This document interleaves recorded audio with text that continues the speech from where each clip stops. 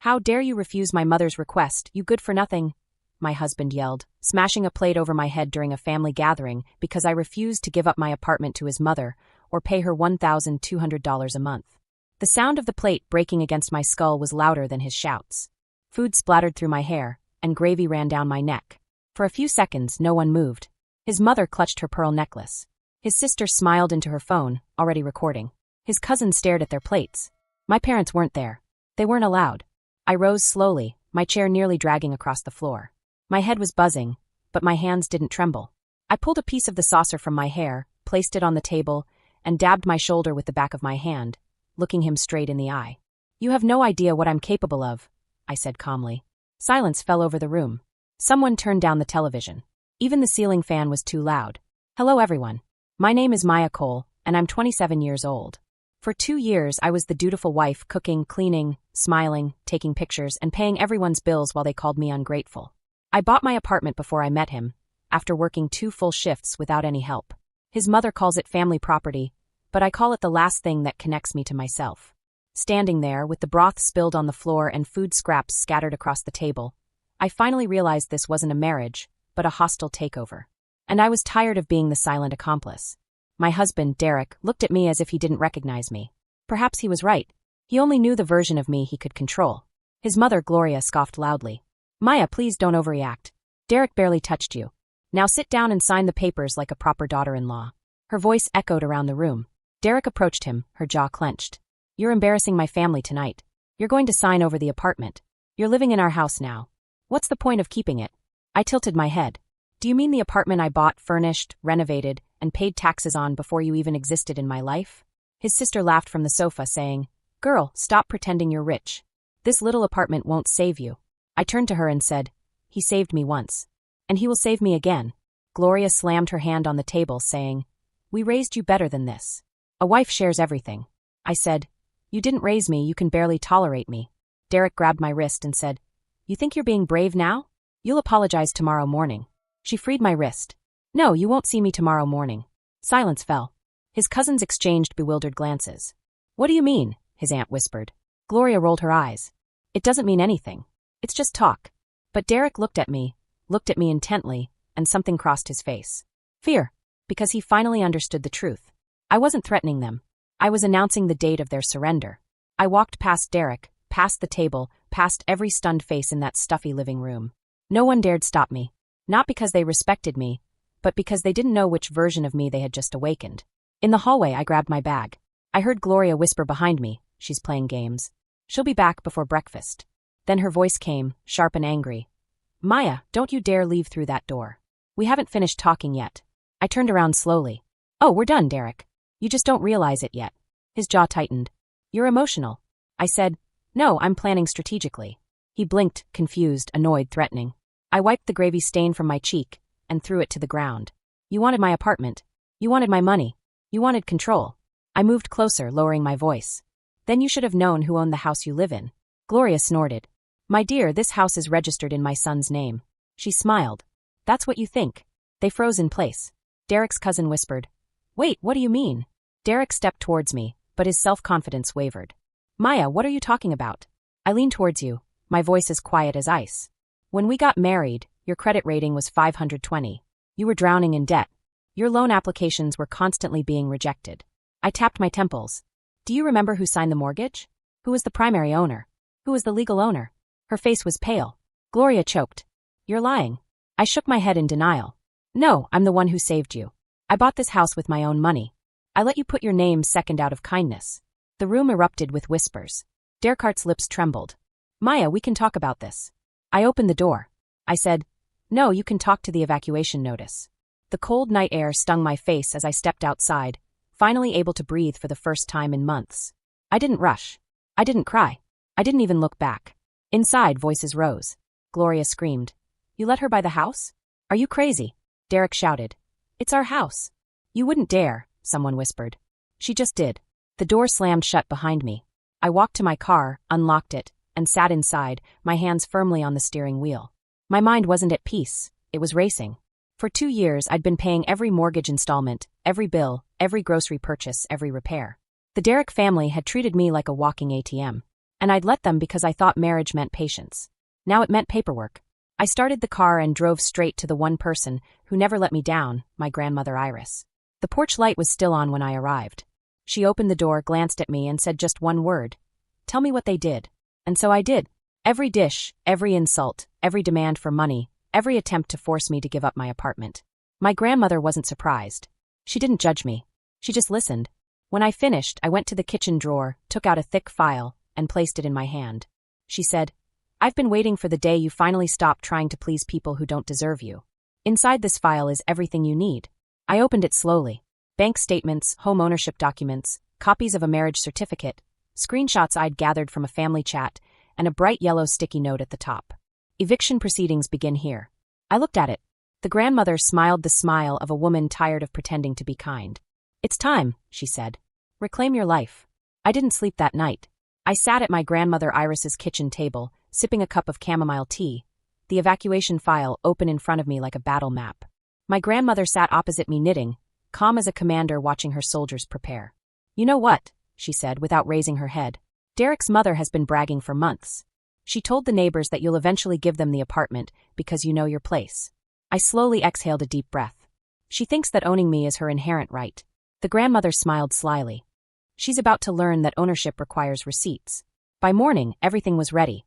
The paperwork, bank statements, proofs of payment, legal title documents, and the eviction notice. Everything was clean, tidy, and perfect. I showered, changed, tied my hair back, and stared at my reflection. No fear, no hesitation, just determination. I parked my car in front of the house, my house, the one Derek had boasted about providing, even though he couldn't afford a lawnmower without my credit card. I went to the door and rang the bell. From the window, I saw a scene of panic. Derek was rushing down the stairs. Gloria was wrapping herself in a robe. His sister was filming again because the drama was her source of income. Derek opened the door, her eyes red and her hair disheveled. Maya, listen. Last night was. I handed him the envelope. He looked at her with his eyes. What is this? I said clearly. This is a legal notice. You, your mother, and your sister have 30 days to vacate my property. Gloria pushed him aside. This is ridiculous. You can't do this. I looked her straight in the eyes. Oh, I can. I took a step forward. And I already have. Silence fell over the entire hallway. Then Gloria's face changed, not to anger, but to fear. Gloria's voice trembled, and that was the first crack in her polished confidence. You wouldn't dare force your family out into the street. I tilted my head. You stopped being a family the moment your son broke a plate over my head. He frowned. I said I'm sorry. You didn't apologize, I corrected calmly. You panicked because your grandmother revealed the truth about the mortgage. That's not remorse. That's self-preservation. His sister, who was still recording, whispered into her phone. Oh my God, she's already kicking us out. Gloria snatched the eviction papers from Derek and looked at them with trembling fingers. This is unbelievable. The bank said. I cut ties with her. The bank said I'm paying all the installments. The title deed states that I own the house. The law states that I have the right to choose who stays. Derek took a step towards me, her voice trembling. Maya, can we talk, please? Just you and me. I didn't hesitate. You've had 2 years to speak. All you've done is take. His eyes drifted towards the stairs. Just give me some time to fix this. I said calmly. You had the time, but you used it to spend my money, not to change. Gloria clung to the stair railing. What are we supposed to do now? Live in a hotel. I replied. That's a matter between you and your entitlement. Derek's sister suddenly burst out, saying, This is illegal. You can't kick us out. My brother is your husband. I smiled. A smile that suggested the war was over. Actually, my husband won't be around for long, I said, taking the second envelope out of my bag. Dirk froze in place. What? What is this? I placed the envelope in his trembling hands. I said, Divorce papers and a request for a restraining order. It was filed this morning. Gloria gasped so loudly that the neighbors probably heard him. Derek staggered backwards as if the ground had given way beneath him. Then an unexpected figure appeared behind him. Derek turned slowly as his footsteps echoed in the hallway. His father, Harold, stood there, still in his work uniform, his eyes tired, his face expressionless. He glanced at the envelope in Derek's hand, then at the eviction notice Gloria had crushed in her fist, and finally at me. For a long, tense moment he didn't utter a word. Then Harold whispered, Good. The room erupted in screams. Gloria shouted, What do you mean by good? She's destroying our family. Harold did not look at her. He walked towards me and stopped a foot away. He said in a quiet, composed voice, Maya, I'm sorry. Gloria, Derek's sister, was surprised. She stopped recording mid-sentence. Derek whispered, Dad, what are you doing? Harold's for. I should have stopped my son the first time he raised his voice at you. I should have stopped Gloria when she treated you like an ATM. I should have put a stop to all of this before it got to this point. Gloria frowned. You're standing by her side? Harold finally turned to her and said, I stand with the only person in this house who has actually paid the bills. Derek stumbled forward. Dad, don't do this. Mom needs support. No, Derek, Harold interrupted. Your mother needs consequences. Gloria stepped back as if he had slapped her. Harold confronted me again. If you want me to leave too, I'll pack my bags. I blinked. You're not part of this problem. He nodded slowly. Then I'll help you make sure they leave safely. Gloria shouted. Harold, you traitor. Harold looked at her with a final weary sadness. I'm tired, Gloria. Tired of seeing you ruin everything beautiful and calling it love. She stood there speechless. Then Harold said a sentence that made everyone tremble with fear. Maya, they never told you the truth about the apartment you own, did they? I was breathless. I whispered, what truth? He swallowed hard. That apartment wasn't just any apartment, it was a cat's apartment. Harold rubbed the back of his neck, searching for words he'd buried for years. Derek and Gloria froze, sensing that disaster was imminent. You didn't get the apartment you own by chance, Harold said slowly. It wasn't luck, it wasn't a coincidence. Then he looked up at me and said, it was a gift. My heart pounded. A gift from whom? He glanced up at the stairs as if looking through time itself. From my father, Derek's grandfather. Gloria exploded. Harold, don't you dare. But he continued in a steady voice. He left it to me in his will and told me. Give this house to the woman in the family who shows the greatest integrity. Derek Rimsh is puzzled. Father, why didn't you give it to my mother? Harold let out a laugh devoid of humor. Because your mother tried to persuade me to sell it the day after the funeral. She saw a price in it, not a house. Silence. He continued. When I started dating Maya, I saw something I hadn't seen in this family for a long time. Kindness without ulterior motive, strength without cruelty, and hard work without complaint. Gloria's face darkened with anger. Did you give her the inheritance that should have gone to your son? Harold looked at her coldly. No, I gave it to the only person who deserved it. My throat tightened. Derekas shook his head and stepped back as if glass had shattered beneath him. Dad, please. You're ruining my marriage. Harold replied. You destroyed it yourself. And you know it. He turned to me again and said, if you choose to go back there, I will personally guarantee your safety. You don't have to face this alone. For the first time in years, someone stood by my side. Not above me, not exploiting me, just with me. I nodded. Thank you, Harold. Behind him, Derek fell to his knees and whispered, Maya, please. Don't do this. Don't leave me. Gloria extended her hand as well, trembling. We will change. I swear. We will treat you better. Just don't fire us. I stepped towards the entrance and felt the gentle morning breeze envelop me like freedom. I said quietly, you had 2 years to treat me well, and you spent every day proving to me why I should leave. Their faces are blurred behind the tears. Their faces, not mine. Harold opened the door for me like a quiet guard. He asked me, what will you do now? She looked at him steadily and confidently. She whispered, go home.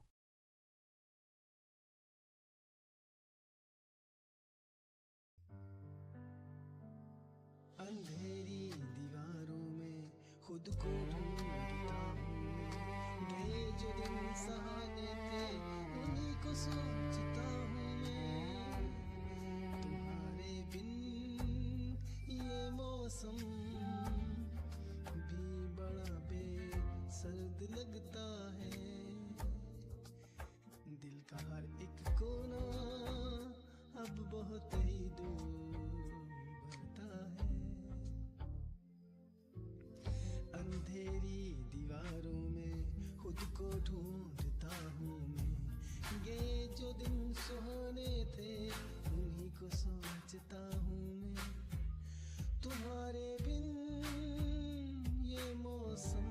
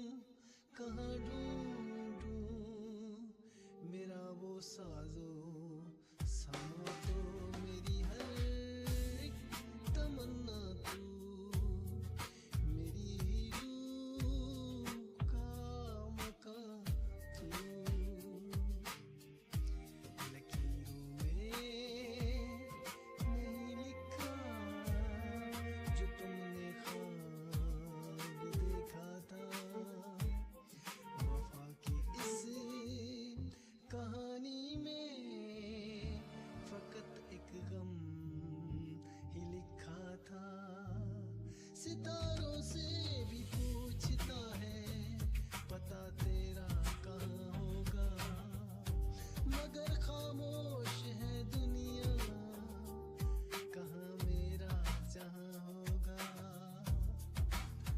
बस एक बार मुड़ के देख ले मेरी बेबसी की सूरत, मुझे है आज भी तेरी वफा की सख्त जरूरत।